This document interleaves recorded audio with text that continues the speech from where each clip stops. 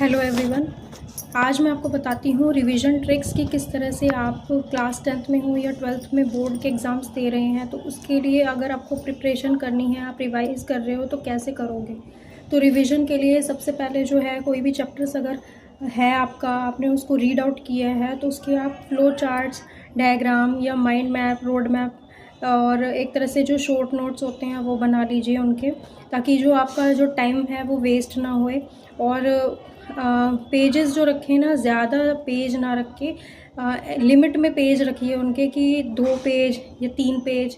ज़्यादा से ज़्यादा अगर पेज रखेंगे ना तो वो आपका टाइम जो होगा उसमें कंज्यूम हो जाएगा, तो उसके लिए प्रिपरेशन ठीक से नहीं हो पाएगी। तो कम से कम पेज रखने हैं आपको, और फ्लो चार्ट, डायग्राम और जो शॉर्ट नोट्स हैं उनके थ्रू उनको रिवाइज़ करते रहिए। अब जैसे कि एक जो माइंड मैप होता है ना, जैसे कि हम रेनबो है, रेनबो के कलर्स हैं वो किस तरह से याद करते हैं, तो विबग्योर, VIBGYOR, तो इस तरह से, जैसे V for violet, I for indigo और B for blue, G for green, इस तरह से हम उनको याद रखते हैं कलर्स के नाम।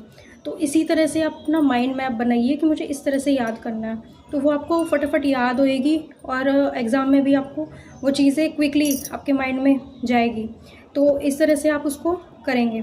इसके बाद ना, जब भी आप जो चीज़ आपने अपने डायग्राम बनाया है, एक चैप्टर से रिलेटेड डायग्राम बना लिया, उसका फ्लो चार्ट बनाया है, उसके शॉर्ट नोट्स बनाए हैं, जो कुछ भी आपने उसको बनाया है अपने 2-3 पेजेस में, उसको आपने 7 डेज़ तक ना, हर 30 मिनट में, मतलब एक दिन में 30 मिनट तो आप उसको दें ही दें, कि आपके माइंड में ना वो अच्छे से फिट हो जाए, तो वो अच्छे से आपको रिवाइज़ हो जाएगा।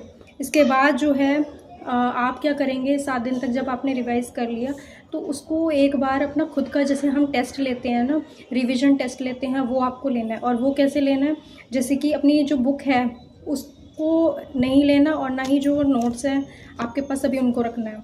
अब आपको क्या करना है, अपनी बुक को क्लोज़ करना है, बंद करके ही रखना है, और अपने लाइंस में अपनी जो लैंग्वेज है, जैसे अपने जो की पॉइंट्स होंगे वो आपको लिखने हैं। लेकिन फिर भी मान लो आपको याद नहीं आ रहे हैं कि क्या की पॉइंट्स थे, तो आप दोबारा से उसको रिवाइज़ करने के लिए, देखने के लिए अपने नोट्स और जो अपनी बुक्स हैं उसका यूज़ कर सकते हैं।